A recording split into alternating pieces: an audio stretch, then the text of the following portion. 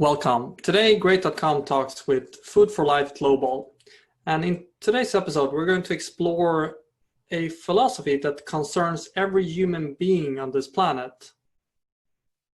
And that philosophy is you become what you eat. And Food for Life Global is providing 2 million meals every day, vegan meals for people in need. And on the surface, it might look like the core of Food for Life is about ending starvation and food relief. And I guess maybe that is a big part of it. But I also suspect that there's something more going on behind the curtains. And that's why we have invited the founder, Paul Turner, to kind of help us understand what is the mission and how big is the problem and what's Food for Life all about. So welcome, Paul, to this podcast. Thank you, Spirit. I appreciate the opportunity.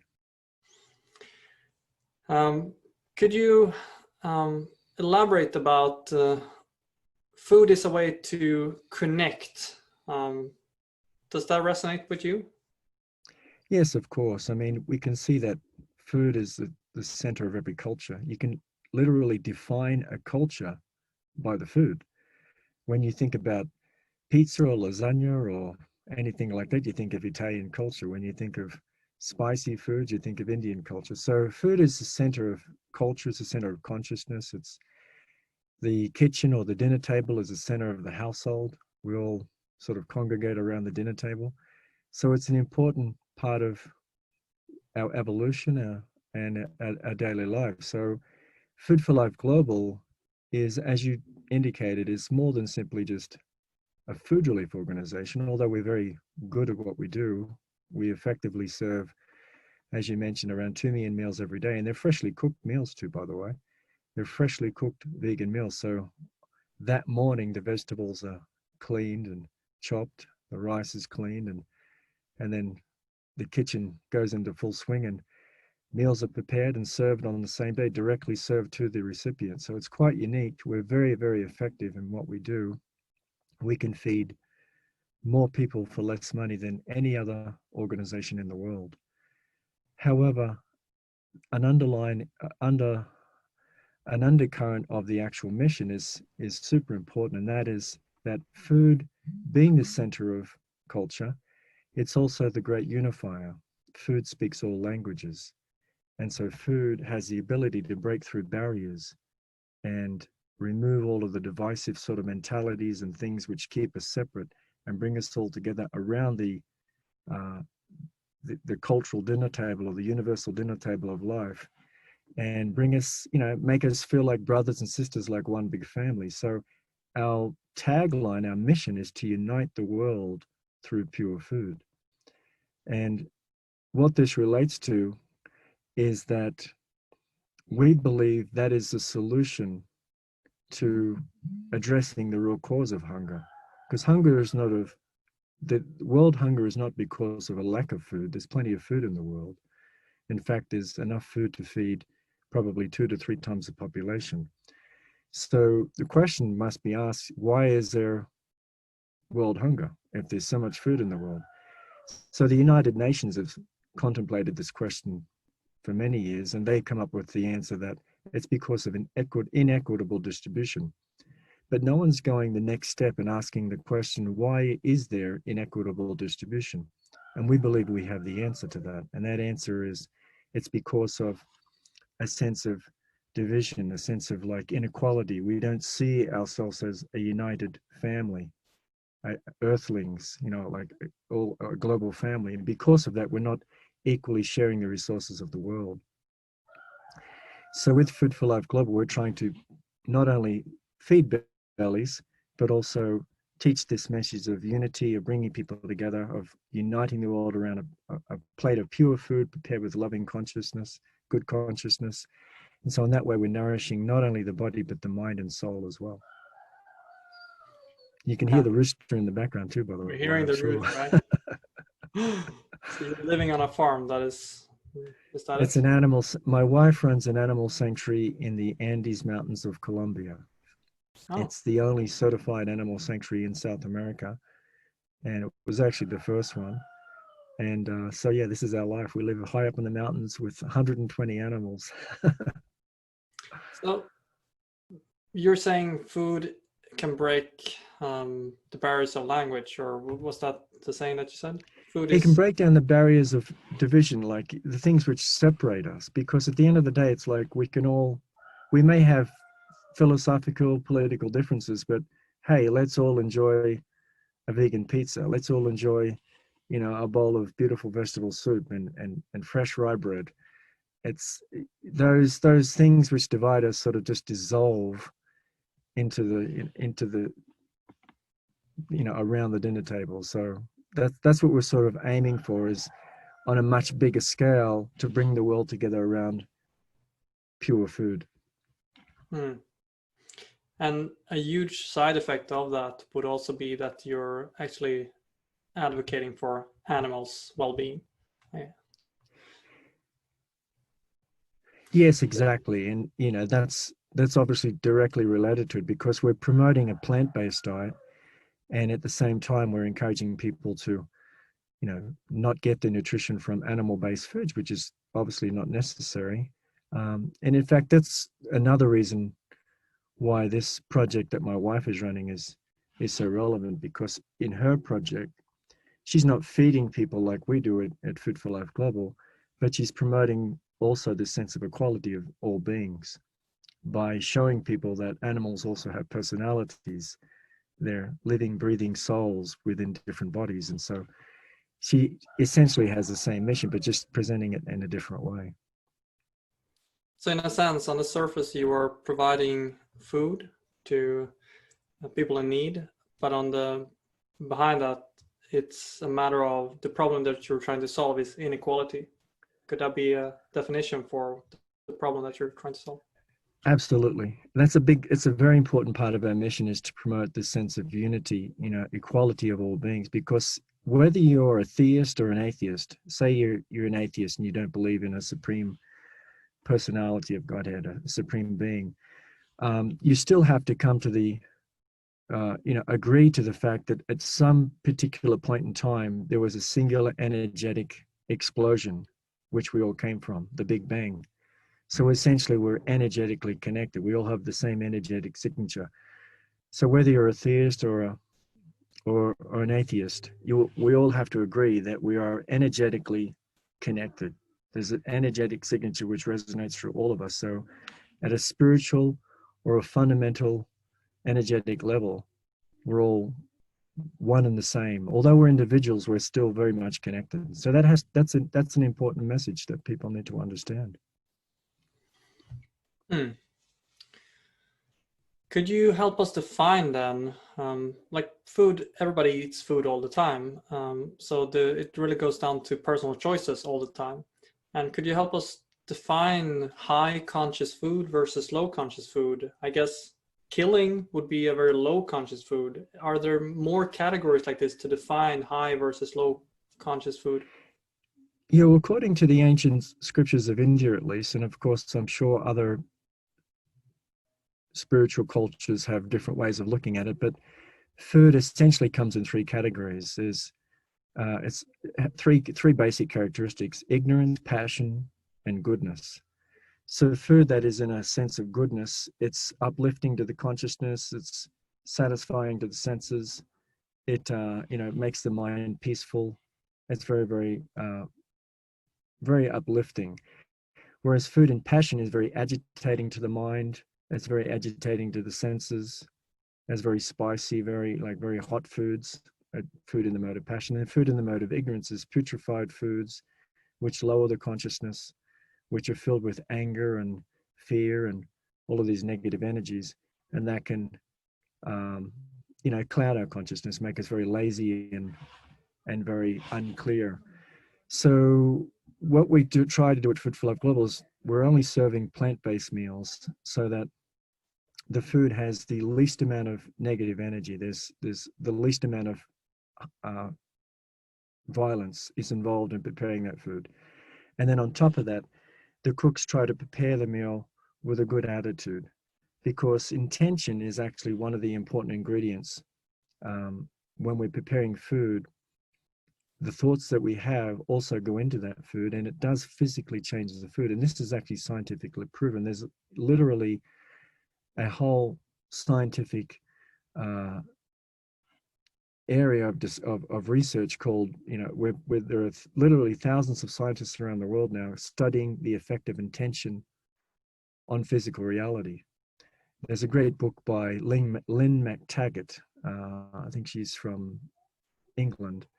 And she wrote two books. One was called The Field, another one's called The Intention Experiment. And she goes into deep, she goes deep into this subject, and she shares the research of thousands of scientists around the world on intention. So intention is one of the ingredients that go into food, and so we have to be conscious of that. That really shifts perspective. Intention is one of the ingredients in food. I've never heard that before, and it resonates very strongly. So basically, if I want to live a healthy life, one of the things to look out for would be, am I allowing negative energy, violence to step into my door just from the food that I've picked? And that is then going to affect the quality of my life as a whole. Yeah, people aren't thinking about that. They're thinking in terms of just the physical experience. What's going to taste good? What's going to satisfy my physical senses, my tongue. And that's a big mistake if we just see the world on that very surface level. We need to go deeper. We need to understand that the food that we eat does actually physically affect our body as well as our consciousness and our mind. And it can actually make us happy or sad or angry and so on. And this is a proven fact. So we have to be aware of that. If we want to raise our consciousness, if we want to be a happier person, eat happier foods. Eat foods which are less affected by pain and suffering, because that will help us tremendously. So on this subject, I actually wrote a book called Food Yoga, where I dive deep into this topic. And one of the takeaways of food yoga is that, and I learned this as a monk, because I was a monk for 14 years in my younger life, from the age of 19 to 33. And that is that in order to raise our consciousness, we need to master the tongue. We need to control the tongue. That's actually the secret of success in life, is to master the tongue. The tongue has two functions, tasting and vibrating. So what we speak and what we eat has a tremendous impact on our consciousness. So the more we can master our tongue, speaking words which are positive, which are truthful, which are uplifting, eating foods which are of high vibration, like pure, clean foods, all of these things can help to raise our consciousness. So mastering the tongue is actually the secret to raising consciousness. You might say spirituality begins with the tongue, then. That is exactly. Exactly. Then if we go back to Food for Life Global, you realize this is a big problem, and people are basically blind to even feel the vibrations going into food. Now you start to see now you start to help people to see this, and what you're doing then in this organization, providing vegan plant-based food. Could you tell us a little bit more on, is that the solution, that we give people a new experience of food? Have you tried different ways to kind of address this issue of inequality and ignorance, and when it comes to food consciousness? No, of course, there's many ways to address the inequalities of the world, but I believe since food is such a universally accepted thing, I mean, we all eat. Every single person on this planet eats 2 to 3 times a day. And it's the thing which brings us all together. It's just a fact of life. So, this is the easiest way to address this problem. By teaching people about the importance of preparing food in good consciousness, eating food which is less violent, cleaner, higher vibration. All of these things can help to make us feel better personally, and also help us to connect with others on a deeper level.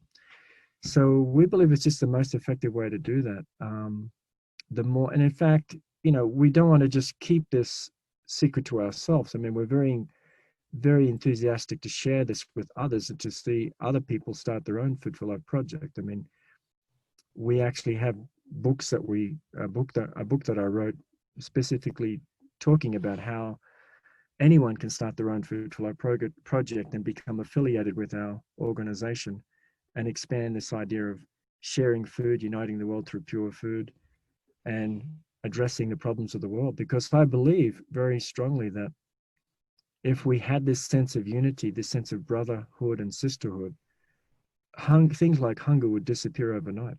It would just disappear. Wouldn't be present anymore. No one would tolerate it if we actually had this sense of unity. And then what ripples effects would that provide to other inequalities? I guess that would solve Exactly. a lot of, yeah. Exactly. So what I'm getting at here, to make it more practical for someone listening on,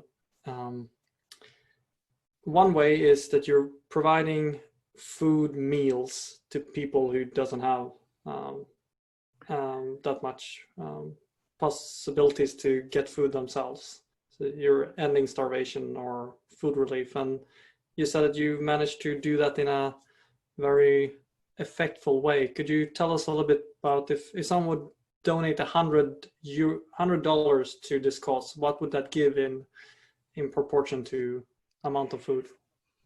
Well, $100 would actually enable us to feed 400 people, because literally we can provide a meal for 25 cents, a completely freshly cooked vegan meal delivered to that person for 25 cents. So in this connection, we actually started a separate social enterprise called Feed Om, the kindness ecosystem. And this social enterprise is selling what's called the Om Guarantee certification, OM Guarantee. And OM stands for Output Measurable Guarantee. So essentially what we're doing is we're leveraging the cost efficiency of the charity, Food for Life Global, and bringing it to the marketplace as a digital asset that socially responsible companies can use to enhance the value of their brand and in effect certify their social output. So a company, for example, could certify a particular product that they sell or a service and allocate a set number of OM guarantee certifications to that product so that when their customer buys that product, they will effectively be able to say to that customer, oh, by the way, you just fed 2 children, 20 children, 100 children, whatever that number is. And so they get certified for doing good. And the OM guarantees also only cost 25 cents. So we have many companies that have already signed up and are using this: vegan snack food companies, restaurants, financial companies, travel companies. And as they sell their services, they can then very enthusiastically tell their customers, not only are you getting this great product or service, but you just fed a child a vegan meal. And so it's a very effective way for companies, and a very cost efficient way for socially responsible companies to give back, but then get something tangible that they can add value, to their marketing, as an actual certification for their product. So you, if I understood correct, you partner with organizations already into the catering business, and you just provide them with conscious food, and then they can channel that through their customers. So in this way, you can spread the chain of conscious food. Well, yeah. So in other words, typically a company may want to align their product or service or their brand with a cause, right? Now they'll make a donation to a charity, and that's all good. But the difference between the OM Guarantee certification is that they're actually purchasing a digital asset, which essentially is an advertising cost. It's not a donation. So the tax benefits are much better. But the effect is the same. So they're actually giving 25 cents for the delivery of this actual meal to a needy child. And in return, they get back a digital asset in the form of a certification, which they can put on their product, put on their website, put on their social media and say, yeah, we're OM Guarantee certified. We just fed a child. We just fed 1,000 children, whatever that number is. So we have the system set up so it's dynamically calculated. So as they continue to purchase OM guarantees, that number is reflected on their website dynamically, and their customers can get an instant feedback and encouragement and incentivize them to continue buying products or services from that company. And great. Thank you for that kind of explanation on what ways you can do as an individual or as a company. I guess there's different ways as well you can participate, and then you would go to the website, Food for Life Global. Yeah, ffl.org. So people can obviously volunteer their time as a virtual volunteer, or if they want to volunteer in the field, or they can donate to our charity directly, or they can, if they're a company and they want to take advantage of the certification project, they can purchase certifications, and it's the same effect. At the end of the day, many children are getting a freshly cooked vegan meal. I'm assuming that people are interested to self-assess how conscious am I in my choices of food. That's at least where I'm thinking. I'm at the moment, I've been eating vegetarian for 8 years, and 2 of those were vegan years, but now I'm back to vegetarian, and I'm already starting to think, okay, am I allowing negative energy to flow into my system? And I thought I was having quite a good understanding about the food I'm eating, but I'm not. Now I'm starting to question the food that I'm actually bringing into. So if people want to understand more about their own food choices, where would you recommend people? Yeah, it's a big thing which most people don't think about too much. They think, as I said, it's the consciousness for most people is on a very surface level. What can satisfy my tongue, and that's it. They're not thinking about the end result of that. You know, how this is going to affect my consciousness, how this is going to affect my karma, my future, because as you eat, you're accumulating karma as well.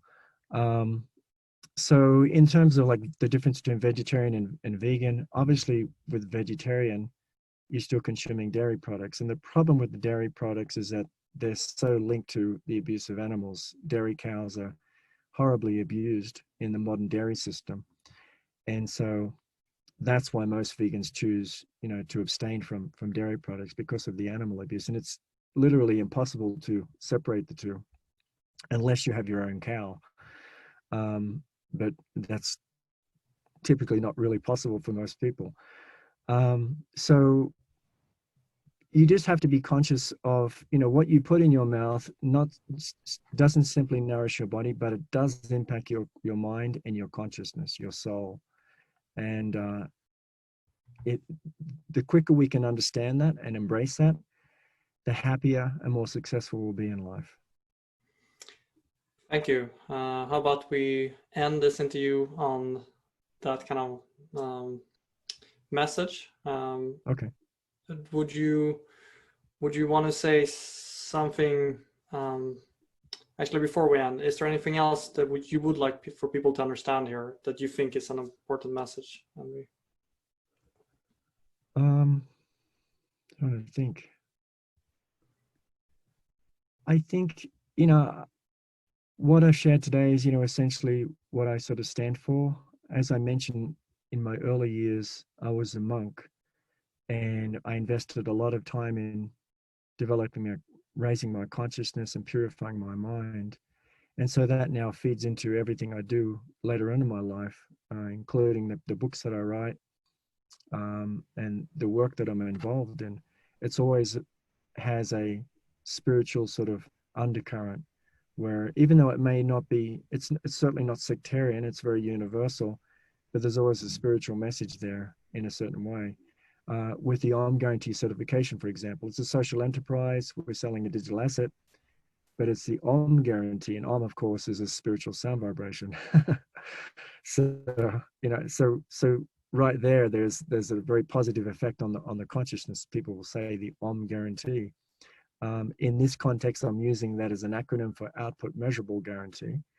And the same thing with the books that I write. I've written quite a few books now. One book, the most recent book I wrote, was called The 7 Maxims for Soul Happiness. And there I talk about how to actually achieve constant happiness. And there's 7 rules for that. And I share that. And it's based on my spiritual experience, but it's also rooted in scientific research and logic. So that's another thing which I try to share with people. I'm not simply just quoting scripture, but I'm trying to present these spiritual concepts in a modern context and a practical context so that people can apply it in their life. They don't have to be a monk. You don't have to be a monk to be spiritual. That's the point.